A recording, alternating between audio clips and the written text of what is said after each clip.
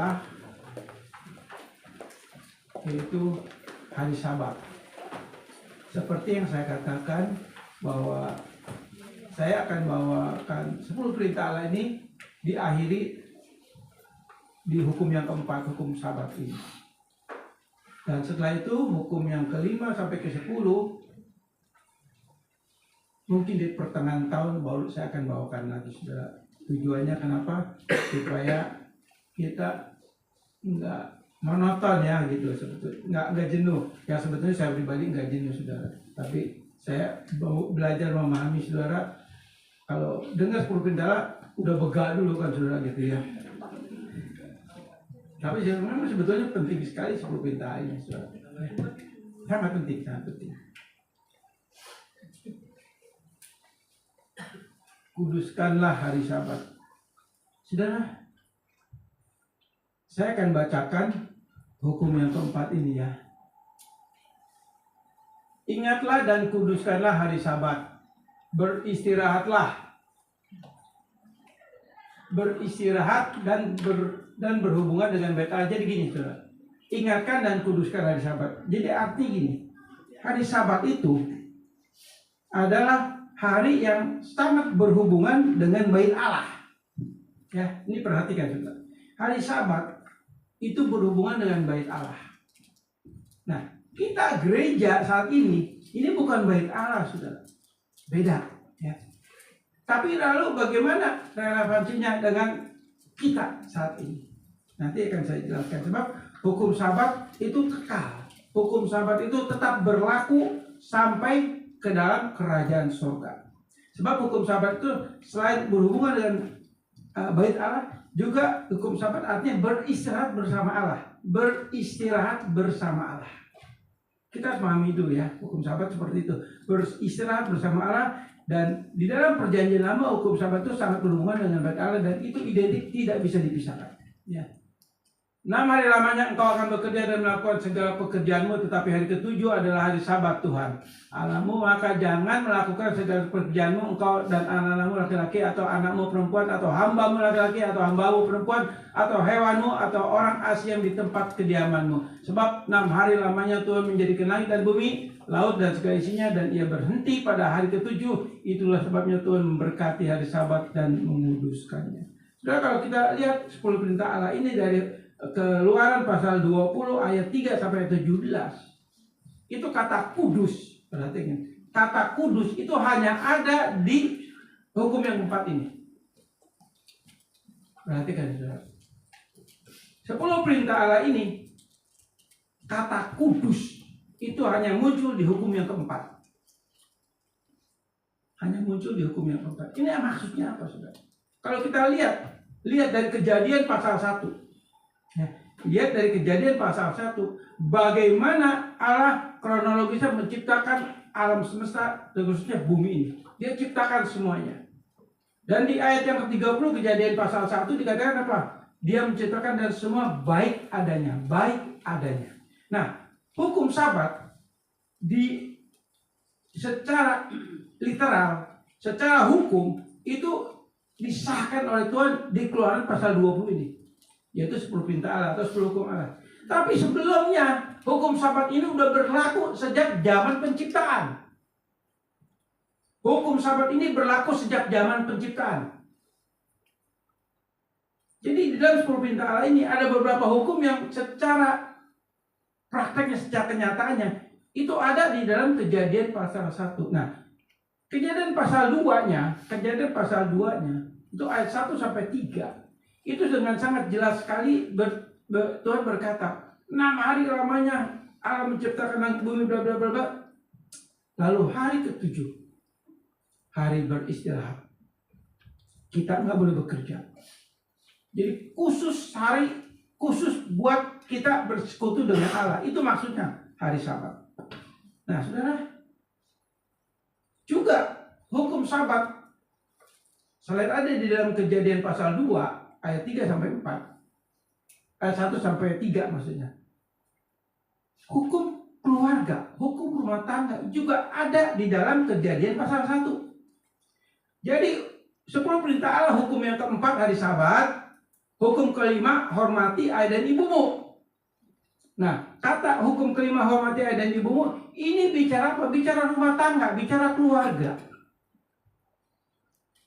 Tapi, ya sekali lagi saya katakan, nanti mungkin hukum kelima, saya akan bawakan mungkin di pertengahan tahun.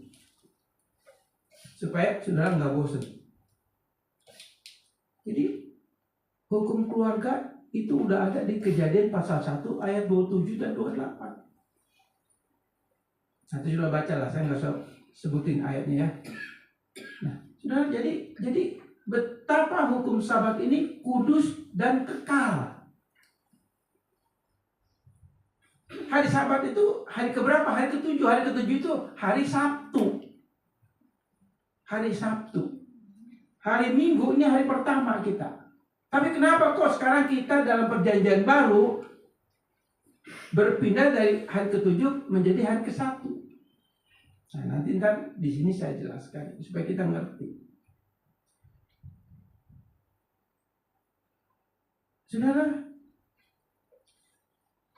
hukum Sabat itu hukum relasi kita Allah dengan kita dengan Allah.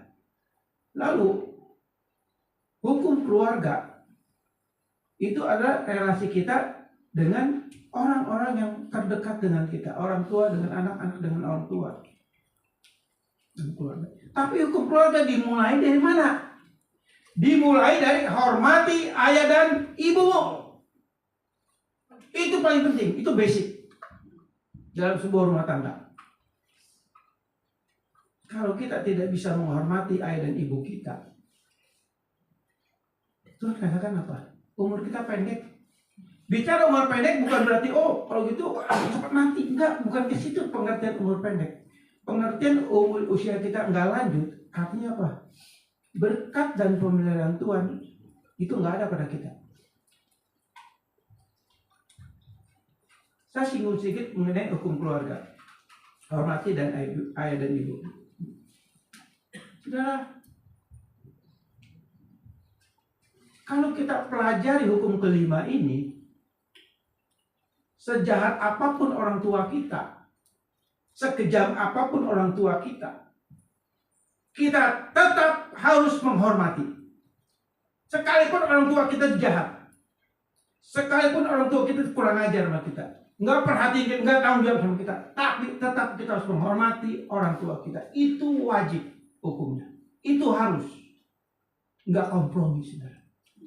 Sebab hukum seperti kita Allah dari hukum yang kelima ini, hormatilah ayah dan ibumu, itu titik. Nggak ada kayak koma.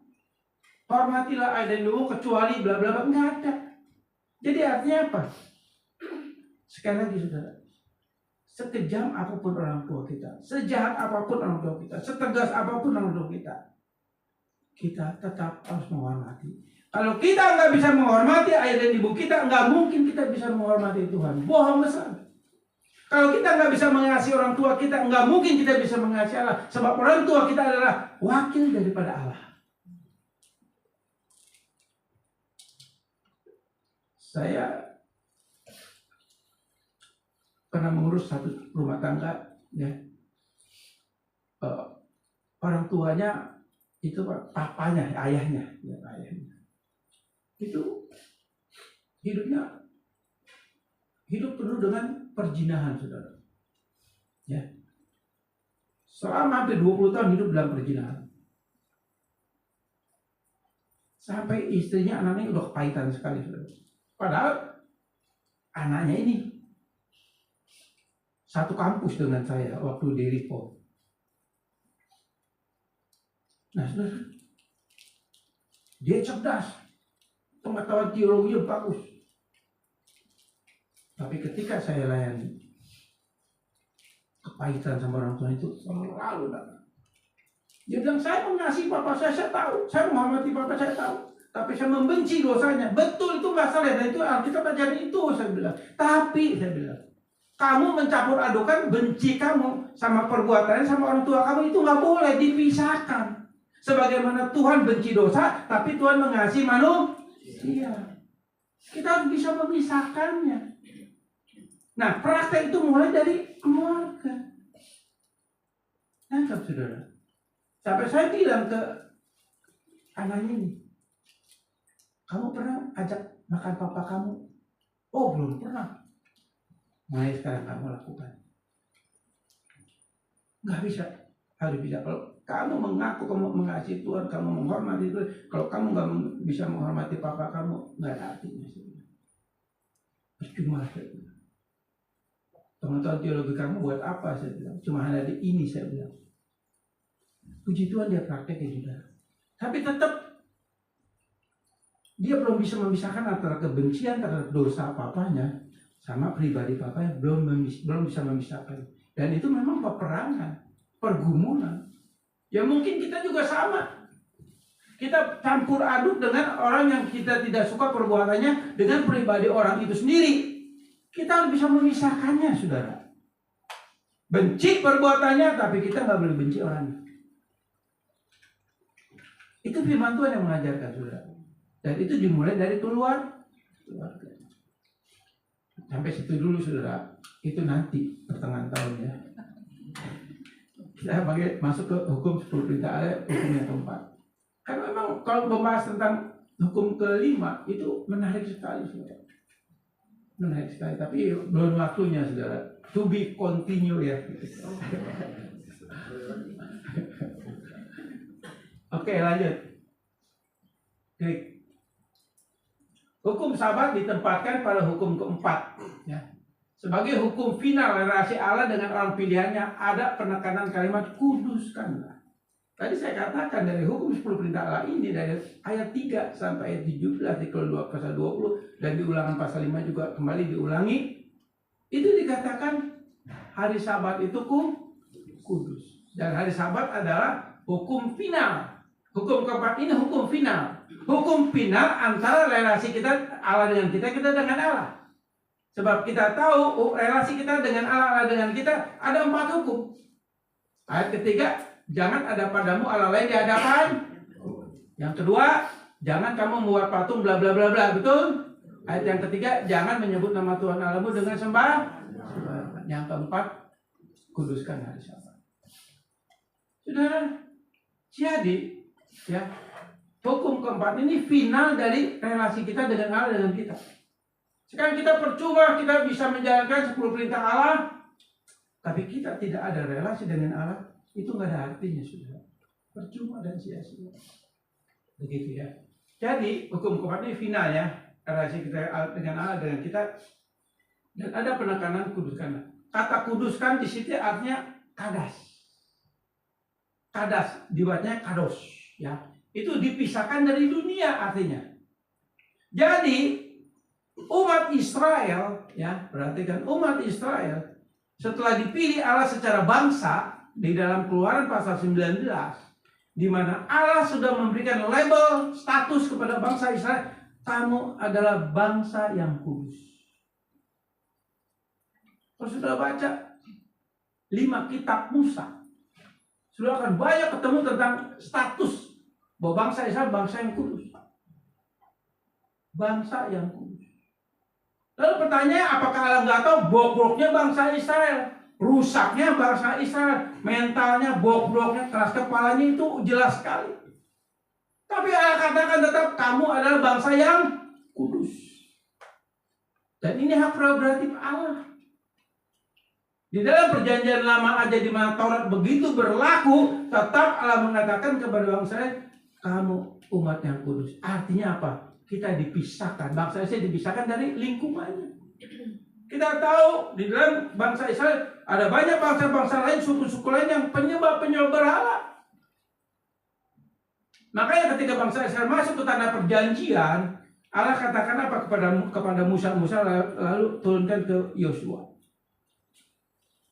7 suku yang ada di tanah Kanaan kamu harus musnahkan semua. Kelihatannya Allah kejam, saudara. Betul nggak? Katanya Allah penuh kasih. Kok bangsa yang ada di tanah perjanjian itu ditumpas, harus tidak ada lagi sisanya. Sampai ke bayi-bayi pun harus dimatiin. 7 suku. Tapi faktanya memang tidak semua suku dibinasakan. Salah satu siapa? suku dari Uria itu suaminya Batseba itu juga bukan orang Yahudi sebetulnya. Nah, kita balik lagi saudara. Ya, arti kuduskan di sini artinya dipisahkan dari bangsa penyembah berhala. Itu maksudnya saudara. Lalu yang kedua, kuduskan di sini artinya kita dilayakkan bersekutu dengan Allah yang Maha Kudus. Inilah status yang Allah tetapkan bagi kita. Di dalam perjanjian lama dan perjanjian baru kita mengenal kata kudus. Baik itu perjanjian lama secara bangsa mereka dikuduskan secara bangsa bukan pribadi saudara. Tapi dalam perjanjian baru Allah menguduskan secara pribadi. Bukan secara keluarga, bukan secara bangsa, tidak. Ini status yang berbeda. Kalau secara bangsa berarti secara nasional. Bangsa Israel dikuduskan. Lalu pribadi-pribadi gimana? Itu berurusan dengan Tuhan. Kalau ada nggak bangsa Israel pada zaman itu mati masuk neraka? Banyak. Loh, katanya bangsa Israel bangsa yang kudus secara bangsa. Tapi dalam perjanjian baru saudara dan saya secara pribadi bukan bangsa. Jadi pribadi dan pribadi kita dikuduskan oleh darah Yesus. Hal yang berbeda, status yang berbeda. Tapi permasalahannya, siapa yang dikuduskan di sini? Betul, saudara dan saya, kan saya selalu bilang, yang tahu cuma Tuhan, kita sama setan, nggak ada yang lain. Bahkan suami, istri, anak, orang tua pun nggak tahu. Ini penting, saudara, yang harus menjadi satu refleksi diri buat kita. Betul nggak saya dikudus di hadapan Allah? Betul nggak status itu sudah ada pada diri saya? Nah, di dalam saya sering singgung sudah ya, yang bagi Kristen yang sudah mengalami kelahiran baru, itu status sudah pasti suci dan kudus. Kelahiran baru yang sudah dilahirkan. Tapi ciri-ciri yang sudah dilahirkan adalah ada 3: kesadaran rohani, kedisiplinan rohani, kegelisahan rohani. 3 ini pasti ada di dalam diri orang yang sudah distatuskan dan menerima status sebagai orang yang dikuduskan. Kudus di sini bukan berarti kita orang suci dalam pengertian secara manusiawi, tidak. Kata kudus di sini artinya ini anugerah yang Allah berikan buat kita, sehingga oleh anugerah Allah, oleh darah Yesus sudah saya dikuduskan. Ini status yang Allah berikan, dan ketika Allah sudah memberikan kepada kita kudus, kita pasti kudus di mata Allah. Jadi Allah nggak lihat perbuatan kita. Nah, nanti di poin selanjutnya saja ya. Oke, lanjut. Klik. Kita ada pada kekudusan Allah, artinya kemuliaan Allah hadir. Kalau kemuliaan Allah hadir, tidak ada satu kuasa jahat apapun berani mendekati kita, karena kita selalu ada dalam persekutuan. Ada dalam persekutuan, artinya ada dalam sahabatnya Tuhan.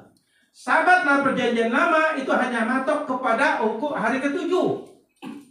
Berhubungan dengan Allah. Tapi sahabat dalam perjanjian lama itu setiap saat, setiap detik sahabat itu ada dalam diri apa? Artinya apa? Kita selalu bersekutu dengan Allah. Itu sahabat.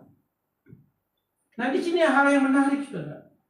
Kalau kita ini statusnya kudus, ada kemuliaan Allah itu pasti hadir. Kalau kemuliaan Allah hadir, dia tahu kuasa jahat apapun nggak berani deketin kita. Tapi kenapa sih masih banyak orang Kristen takut sama setan? Betul nggak? Tapi itu fakta, karena kita takut gitu ya. Sampai ada masih banyak sih orang Kristen ya, masih banyak orang Kristen yang masih percaya kepada hal-hal okultisme. Supaya apa? Supaya iblis takut. Bahkan saya berapa kali menjumpai orang Kristen di rumahnya masih dipasang kaca di depan pintunya. Betul.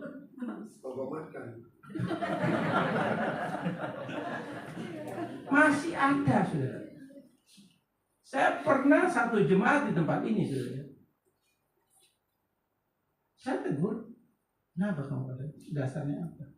Tapi puji Tuhan, sekarang dicopot, saudara. Lah, saya juga nggak ngerti ya, itu gimana gitu ya. Sudah asal tahu aja. Kalau sudah ada kekudusan Allah di dalam diri kita, berarti ada Roh Kudus di dalam diri kita. Kalau ada Roh Kudus, pasti kemuliaan Allah ada di dalam diri kita. Kalau ada kemuliaan Allah, iblis itu nggak berani dekat kita, nggak berani sudah.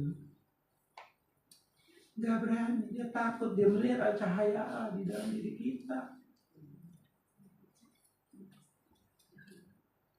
Makanya kalau saudara masih takut sama setan, bertobat, minta ampun.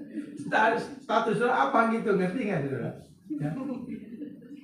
Ya, nangkep ya. Jangan takut lagi, bikin malu aja, bikin malu BKS aja saudara, jangan ya. Lanjut.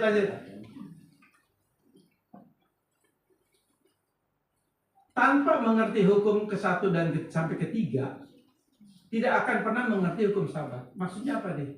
Kalau kita nggak ngerti 10 perintah Allah dari hukum pertama, jangan ada padamu Allah lain di hadapanku, jangan kamu membuat patung bla bla bla di hadapanku, jangan menyebut nama Tuhan Allah dengan sembarangan. Kalau 3 hukum ini kita nggak ngerti, kita nggak akan pernah ngerti hukum Sabat.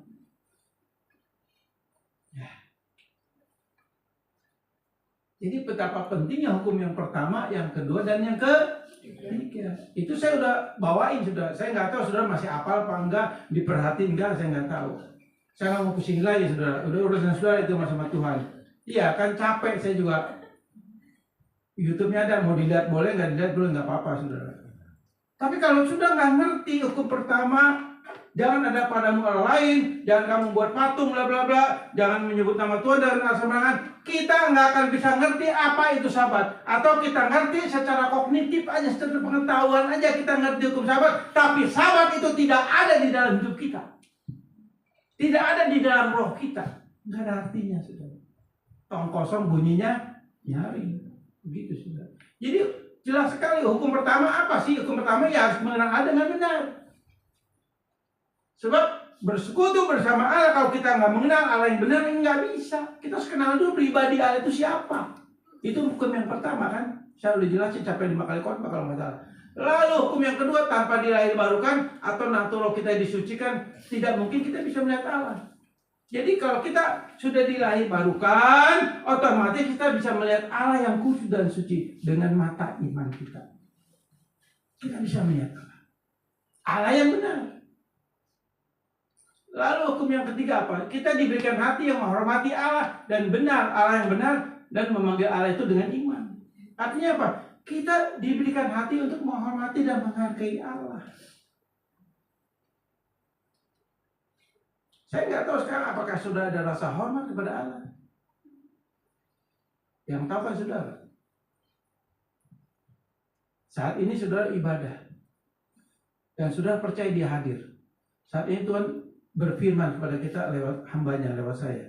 Apakah sudah percaya ini firman yang disampaikan? Apakah ada rasa hormat saudara terhadap firman ini? Bukan terhadap saya pribadi loh. Saya nggak perlu dihormati saudara. Sebab yang harus dihormati hanya satu saja, Allah kita.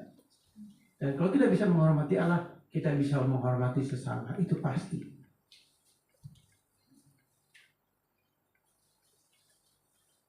Jadi Sabat itu adalah hari perhentian, hari persekutuan kita dengan Allah. Itu nggak akan terjadi kalau kita tidak mengerti hukum pertama, kedua, dan ketiga. Oke, lanjut.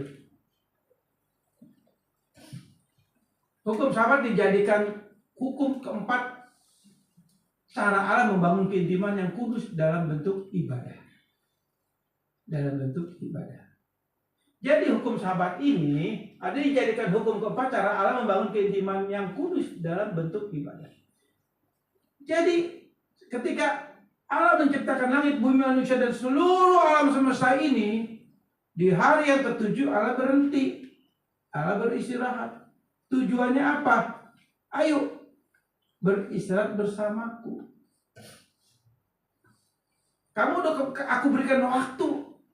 Waktu dalam seminggu itu ada 6 hari kamu kerja. Hari ke-7 kamu berhenti beristirahat. Nah itu hukum Sabat dalam perjanjian lama.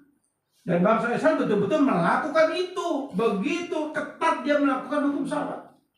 Bahkan sudah tahu, di dalam tafsiran 613 hukum tentang hukum Sabat, itu bangsa Israel sampai hari ini, mereka tuh dalam hukum Sabat, hari Sabat tuh tidak boleh berjalan lebih dari 900 meter. 900 langkah. Nah, sudah pikir dah tuh. 900 langkah. Berarti kalau di rumah pun sudah gerak-gerak gitu juga dihitung loh. Jadi benar-benar begitu khusus, begitu spesialnya bangsa Israel mengkhususkan diri hari Sabat ada persekutuan dengan Allah. Sampai nggak boleh ada api di rumahnya, nyalin api. Masak tuh nggak boleh. Cuci piring, cuci baju tuh nggak boleh. Jadi ibu-ibu beristirahat tuh hari Sabat, sukacita. Ya kan biasa gitu, kalau nyuci apa kan harus ibu-ibu. Tapi saya juga kerja loh saudara-saudara. Ya. Tapi kalau saya nyuci enggak, saya nggak bisa saudara. Nyapu ngepel tugas saya saudara. Walaupun bagi dua. Nah saudara, jadi Sabat ini adalah bentuk ibadah ya. Hukum Sabat dalam PL penting untuk dipahami. Hukum Sabat dan doktrin 613 hukum adat istiadat. Bangsa Israel berusaha mentaati 10 hukum dari sinilah lahir doktrin 613 hukum, yaitu dibagi dua. Hukum 613 hukum tafsiran dari 10 perintah Allah dibagi tiga. Yang pertama 365 itu perintah jangan lakukan. Yang 248 perintah yang harus dilakukan. Itu 630. Betapa ketatnya bangsa Israel. Sudah tahu ya.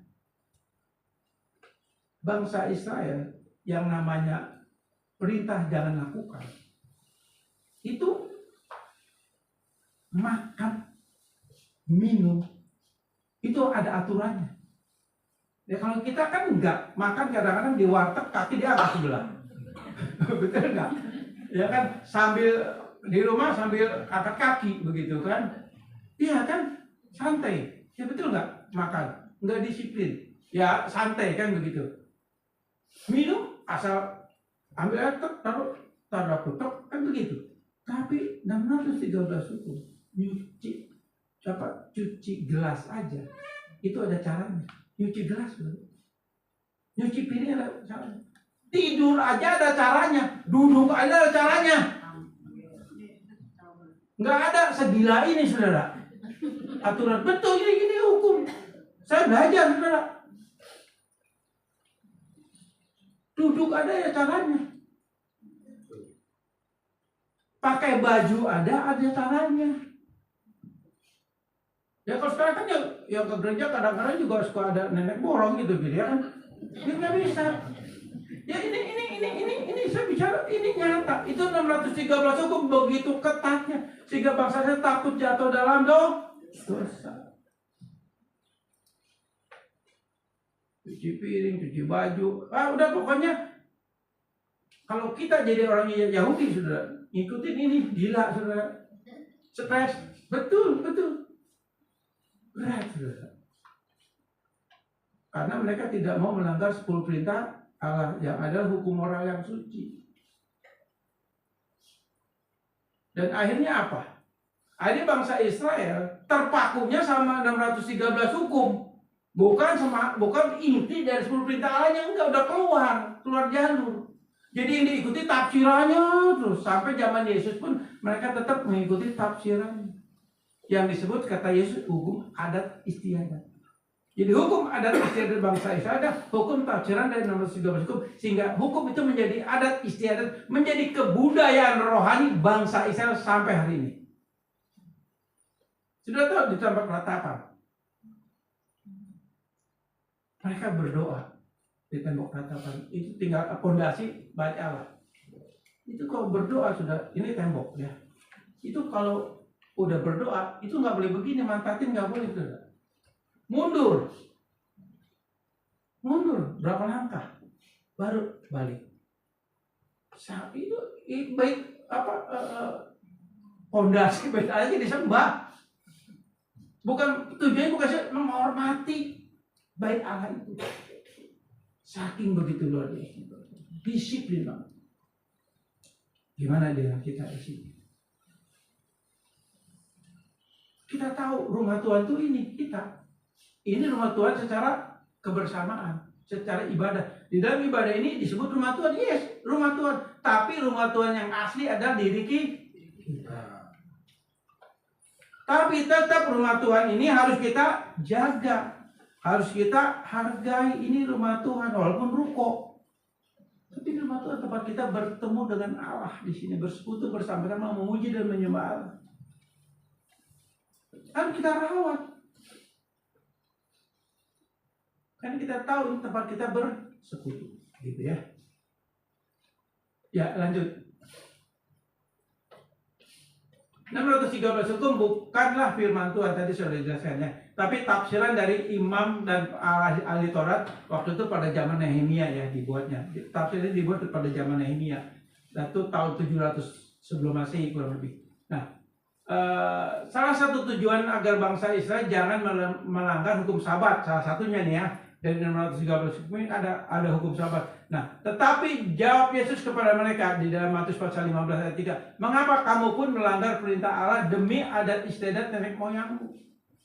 Jadi yang tadi saya katakan, bangsa Israel itu fokusnya kepada tafsiran dari 10 perintah Allah. Tapi 10 perintah Allahnya sendiri tidak pernah dilakukan. Jadi yang ditaati adalah 10 perintah Allah yang disebut adat istiadat.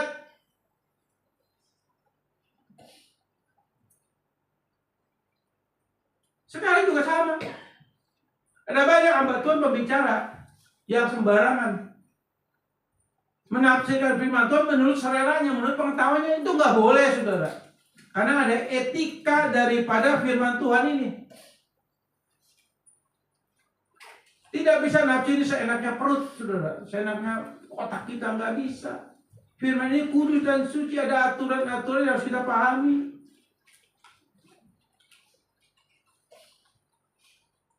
Ada istilah dalam teologi disebut eisegese. Eisegese artinya apa? Firman Tuhan apa kata saya? Nangkap? Eisegese, kumasia we gitu kan.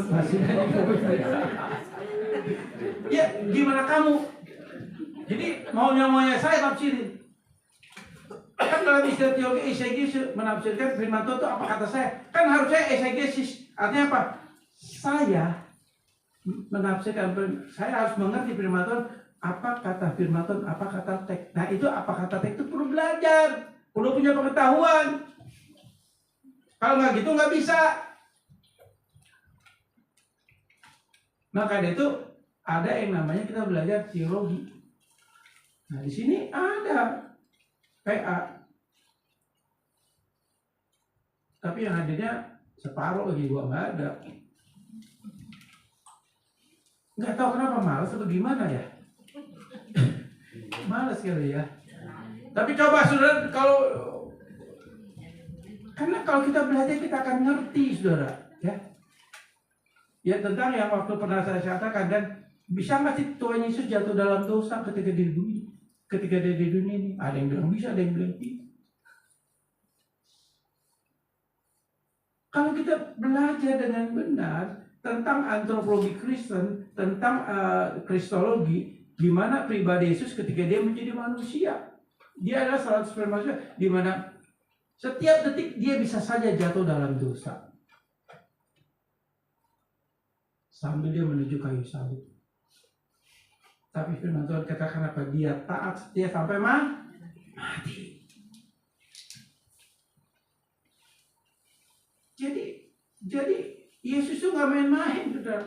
Dia terus bergumul setiap detik dalam hidup kita, ketika dalam kehidupannya sebelum sampai dia menuju kayu salib. Sebab pengorbanan di kayu salib itu pengorbanan yang tubuh yang suci dan kudus di hadapan, yang tidak bercacat celah. Artinya apa? Tidak ada cacat dosa yang Yesus lakukan. Dan dia bergumul terus, sehingga dia menjadi satu persembahan yang kudus dan berkenan di hadapan Allah. Coba saudara bayangin.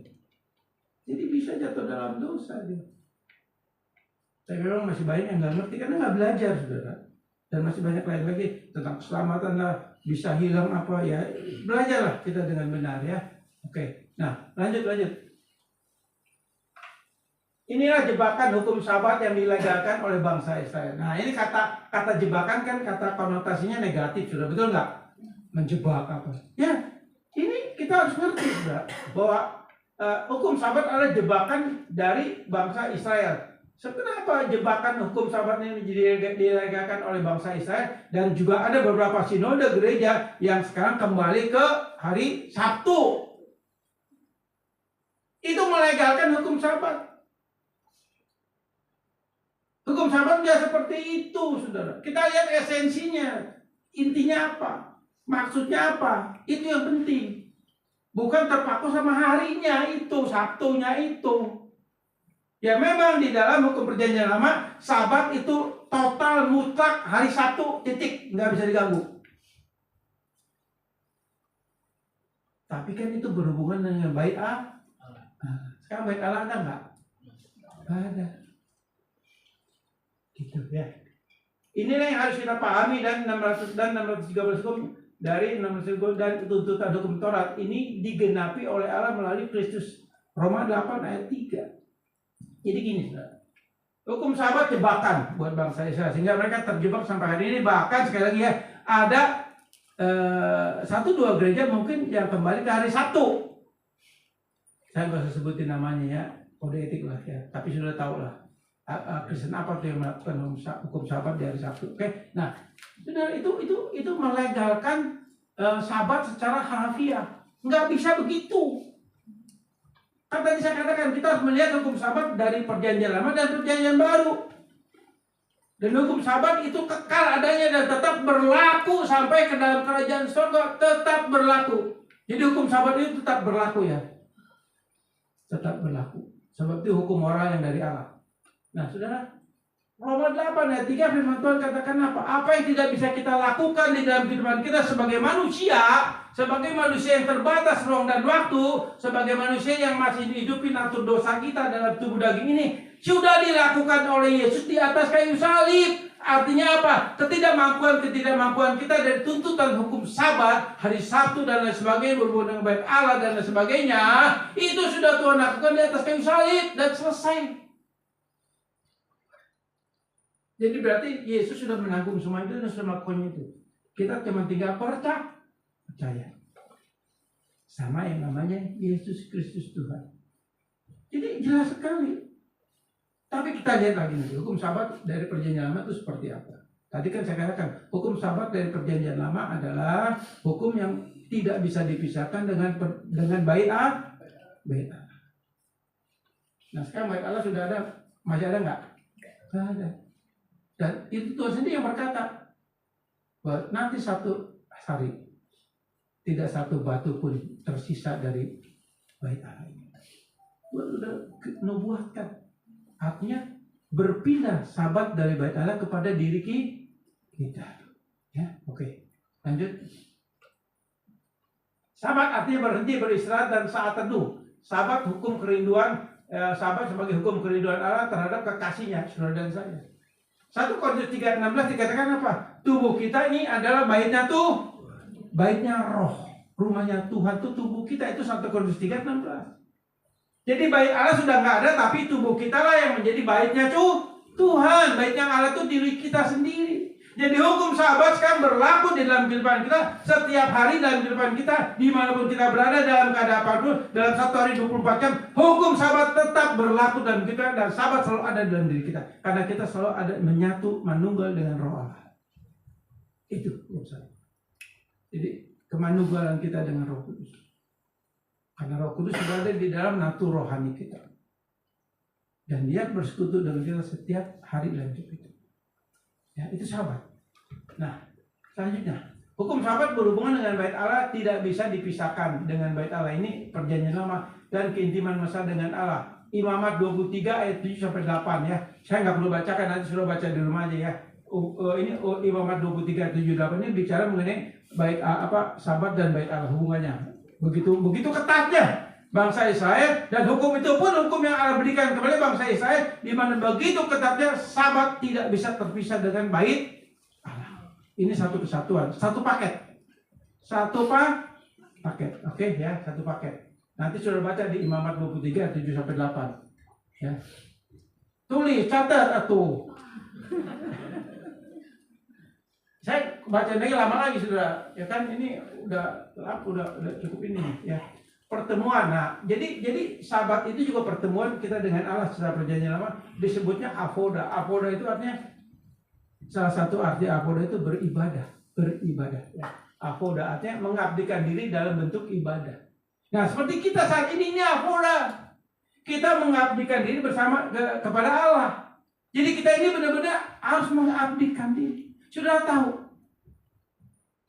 kita ini ketekunan kita, ketaatan kita, kedisiplinan kita kalah sama agama Islam. Kalah sudah. Agama Islam 1 hari 5 waktu. Oh mereka lakukan saudara 5 waktu. Salat subuh. Iya, subuh, lohor, apa lagi? Isya tuh. Maghrib. Enggak tahu. Asar ya? Nah, asar. Begitu. Nah, mereka disiplin 5 waktu. 1 hari. Mereka sungguh-sungguh datang kepada Allahnya. Bukan Allah yang dikatakan oleh kita sudah. Mereka sungguh-sungguh. Kita kalah. Kita ibadah cuma seminggu sekali, 2 jam. Kul ada setiap Jumat, PA ada setiap libur.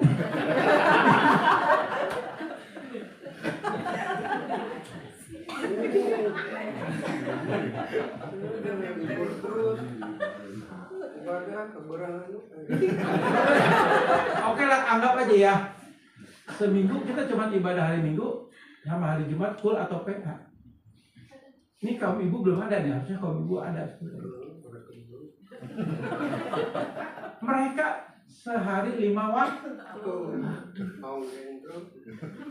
terus lagi saudara, kalau kita lihat ya, sekarang kan ada agama baru yang disebut Buddha Seci ya. Buddha Seci itu luar biasa saudara, mengaplikasikan kalau itu kasih manusia ya. Kasih manusia, kasih video. Itu luar biasa. Belum lama ini, Gubernur Aceh datang ke Jakarta waktu bulan Desember. Nemuin siapa? Bukan nemuin Pak Prabowo. Nemuin ke Pluit, ke Buddha Suci.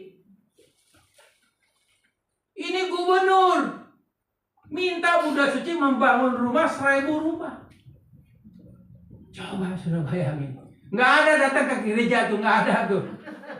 Padahal gereja identik dengan kasih Allah katanya. Udah Seci didatengin, minta dibuatin 1000 rumah ya RRSK. Nggak sampai lama, cuma nunggu beberapa waktu. Tunggu kami rapat dulu. Kayaknya nggak sampai 1 hari diputusin. Bapak minta 1000 rumah. Kami akan buatkan 2.500 rumah. Hei orang Kristen gimana? Ayo. Malu kita. Katanya saya punya kasih Allah, kasih Kristus. Fred, saudara. Loh ya ini fakta, ini saya bicara fakta loh saudara. Ini fakta. Ini fakta. Walaupun mereka juga punya tujuan, karena tetap Buddha Seci itu nggak ada ibadahnya ya, nggak ada ritual itu nggak ada. Pokoknya lakukan kebaikan itu aja konsepnya. Tapi memang fakta. Lalu Buddha Seci juga sudah tahu.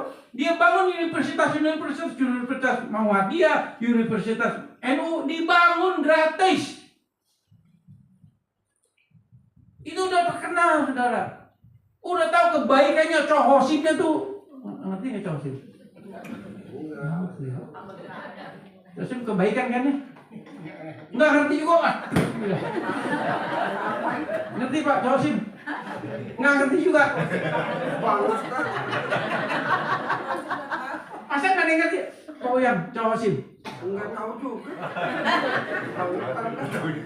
Saya nggak ada Ibu Elisa sih ya sudah. Cohosim itu arti perbuatan yang sangat baik. Itu Cohosim. Ya. Enggak tahu nyebutnya gitu apa ngapanya gitu lah kira-kira. Nah, jadi saudara, ayo sekarang kita lihat perbuatan baik kita, kasih kita mana, ibadah kita mana. Sekali lagi, maklum sama orang Muslim. 5 waktu hujan panas apa datang ibadah ke masjid. Gimana saudara? PA kemarin banjir aja sampai saya bilang udah jangan. Aduh, saya nggak ngerti sudah, nggak ngerti saya saudara ya. Bangsa Israel itu melakukan 613 hukum begitu luar biasa, begitu taatnya saudara, begitu disiplinnya saudara. Malu kita dikatakan kamu kudus, kita dikudus saudara, secara pribadi loh.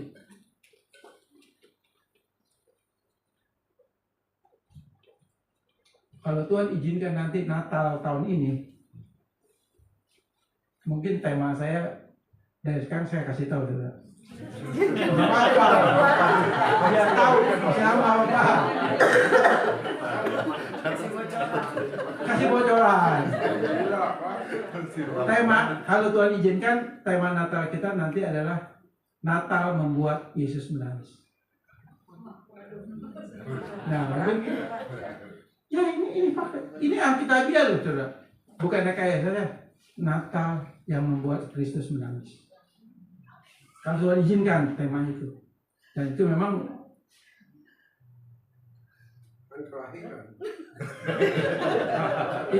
itu nanti ada ayatnya sudah, nanti ada ayatnya. Kalau Tuhan izinkan ya, oke, kita balik lagi sini, udah kelamaan tadi. Jadi apoda artinya mengabdikan diri. Yang namanya mengabdikan diri artinya apa? Mengabdikan diri bukan hanya di sini, bukan. Tapi setiap detik hidup kita selalu mengabdikan diri kepada Tuhan. Sebab apa? Firman Tuhan katakan di dalam 1 Korintus pasal 6 ayat 19-20 dikatakan kamu sudah dibeli, lunas dibayar oleh darah Yesus dan hidupmu bukan milik kamu lagi, tapi milik Yesus. Oleh sebab itu muliakan Tuhan setiap hari dalam hidupmu. Setiap hari. Betul nggak kita muliakan Tuhan setiap hari dalam hidup kita? Betul nggak? Bagaimana sih jadi memuliakan Tuhan? Itu aplikasikan firman Tuhan dalam hidup kita. Jangan kalah sama Buddha Seci, minta 1000 rumah dibikin 2500 rumah.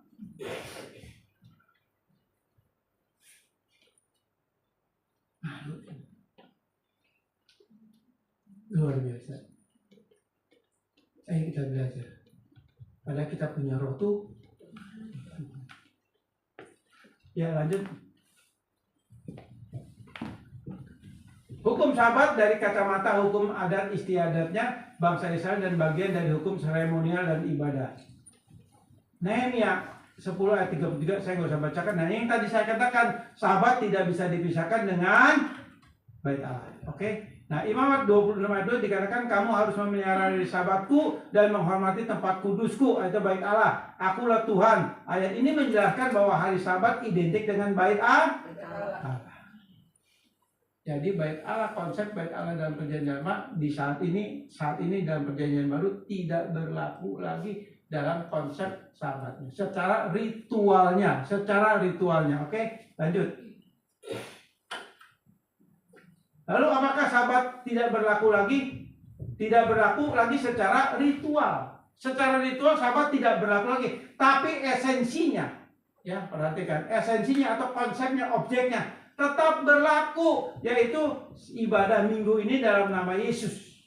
Nah, kenapa ibadah Sabat ini dalam nama Yesus? Matius 12 ayat 1 sampai 8, Kristus dia mengatakan bahwa di dalam dia ada Sabat. Itu Matius 12 ayat 1 sampai 8. Matius 12 ayat 6 dikatakan, aku berkata kepadamu di sini ada yang melebihi Bait Allah, yaitu siapa?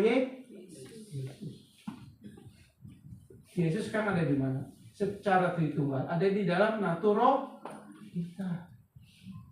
Ya, lanjut.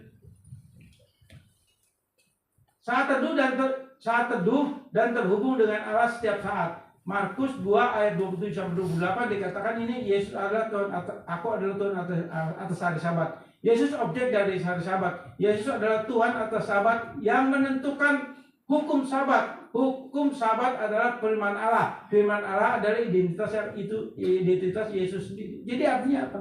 Nah, jadi saat teduh yang terhubungan Allah setiap saat, Markus 2 ayat 27 dikatakan apa?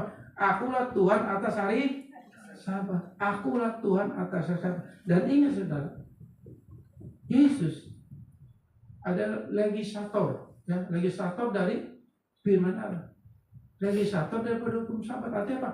Yesuslah yang membuat hukum Sabat. Yang menjadikan hukum Sabat itu adalah Yesus. Jadi undang-undang Sabat itu yang membuat Yesus, ya, yang membuat Yesus. Dikatakan hukum Sabat adalah firman Allah. Firman Allah adalah identitas Yesus sendiri. Berarti ya, nangkep ya. Sabat artinya hari perhentian penuh. Keluaran 16 ayat 23. Perhentian penuh hanya ada di dalam Yesus saja. Yohanes 15 ayat 4 tentang pokok anggur yang benar. Akulah pokok anggur yang benar. Kamu ranting-rantingnya. Siapa yang tinggal di dalam aku di dalam kamu akan berbuah. Artinya hidup di dalam aku hidup di dalam kamu. Meno. Nah itu Yohanes pasal 15 ayat 4. Artinya apa? Kita Sabat itu sekarang bukan ada di ibadah kita minggunya, tapi Sabat itu ada di dalam hidup kita setiap hari. Sabat itu udah ada di dalam diri kita. Ya, itu. Lanjut. Ini terakhir ya. Sabat minggu, Sabat. Itu belum disebut. Jangan loncat lagi, balik lagi kita pertama tadi. Ya. Sabat identik dengan bait Allah. Bait Allah sudah dibuatkan oleh Yesus bahwa bait Allah akan dihancurkan. Lukas 21 ayat 6 firman Tuhan katakan bahwa dia katakan satu saat nanti bait Allah ini tidak satu batu pun yang tersisa. Kenapa Yesus katakan gitu? Kenapa Yesus nubuatkan gitu? Karena Yesus nubuatkan gitu. Kalau kita baca di dalam Yohanes pasal 4, bagaimana Yesus berbicara kepada perempuan di Samaria, wanita di Samaria, bahwa dia katakan, mulai hari ini, sejak kedatangan aku di dunia ini, maksudnya gitu ya, bahwa orang datang tidak lagi ke Yerusalem. Orang tidak lagi datang ke Gerizim. Tapi mulai hari ini, orang datang kepada Allah hanya melalui aku. Tidak lagi di Yerusalem, artinya bait Allah.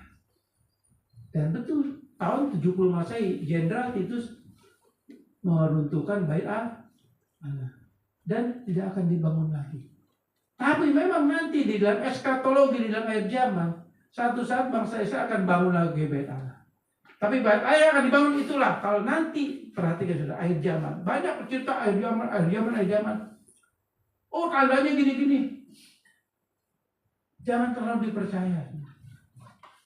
Tanda Yesus akan datang kedua kali. Tanda yang paling nyata adalah apa? Ketika bait Allah dibangun lagi bukan atas kehendak Allah. Perhatikan. Ketika bait Allah dibangun lagi bukan atas kehendak Allah. Di situ kedatangan Yesus sudah tidak lama. Enggak akan lebih 10 tahun. Kalau bait Allah dibangun. Sebab bait Allah dibangun nanti untuk menjadi istananya Antikris. Antikris akan bertata di dalam bait Allah. Jadi tanpa sadar bangsa Israel itu membangun bait Allah untuk Antikris berkuasa. Dan itu kalau pokoknya gini deh. Bait Allah dibangun, nah udah siap-siap tuh. Yang hidupnya nggak benar taubat semua dah. Iya benar, jadi saya ngomong ini Alkitab yang bilang. Ini Alkitab yang bilang. Di mana ayatnya? Cari sendiri aja. Saya nggak menjelasin. Tapi nanti kalau di dalam PA kita PA eskatologi atau diaman, nanti saya akan jelasin. Bait Allah dibangun itu tanda Yesus paling lama 10 tahun lagi itu paling lama. Oke. Nah, jadi dalam Yohanes 4 ayat 24. Nanti orang datang kepada Allah, datang menyembah Allah dengan roh dan kebenaran. Ya, Yohanes 4 ayat 24. Menyembah dalam roh dan kebenaran. Jadi artinya apa? Kita menyembah kepada Allah di dalam roh kita. Nah, lalu di gereja kita ibadah ngapain? Ini secara berjemaah,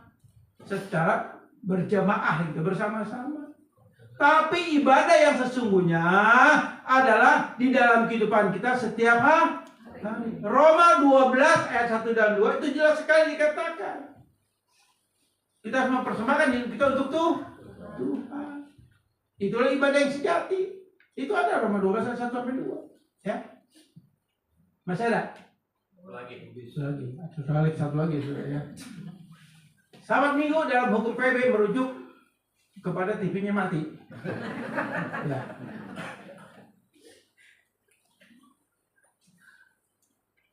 Ini kenapa error lagi ya? Ini memang bisa diganti nih. Ya diganti apanya nih? Laptopnya kayaknya bisa diganti ya. Ya, laptopnya udah berapa lama ya? Sejak di Dewi Air ya? Di Hotel Dewi. Di ini, di Grand Tuparet. Oh udah diganti lagi? Waktu di Hotel Dewi? Udah lama itu mau dijebot. Ya, berarti kan udah lama juga Pak. Iya. Saya yakin belum bisa kebeli, utangnya belum kebayar. Sabat Minggu dalam hukum PB merujuk kepada hari kebangkitan Kristus dan dicurahkannya Roh Kudus pada hari pertama perjamuan kudus. Sabat Minggu mengikuti tradisi para rasul. Kisah 20 ayat 7 di mana rasul-rasul itu sudah menentukan ya lewat sidang pertama di dalam Kisah Rasul pasal 15 ya. Di situ ditetapkan bahwa salah satunya ibadah Sabat dari Sabtu pindah ke hari Minggu, hari pertama, mengacu kepada kebangkitan Yesus dan mengacu kepada Roh Kudus dicurahkan. Jadi dua hukum ini sebagai peneguhan bahwa Sabat berubah, dan yang paling penting adalah apa? Sabat ada di dalam diri kita, bukan lagi secara harfiah. Artinya Sabat persekutuan kita dengan Allah. Roh Kudus yang ada di dalam natural kita itu juga bicara Sabat. Kita selalu bersekutu dengan Dia setiap detik dalam kehidupan kita, sebab hidup kita sudah bukan kita lagi, tapi Kristus yang hidup di dalam kita. Itu Sabat yang sebenarnya.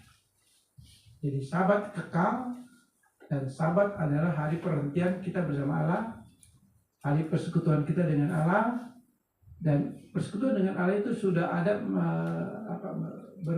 sudah manunggal dengan roh kita. Allah hadir itu juga bicara Sabat. Ya, Tuhan memberkati. Saya undang untuk para pemusik, imam musik untuk naik ke atas, kita masuk ke dalam perjamuan kudus.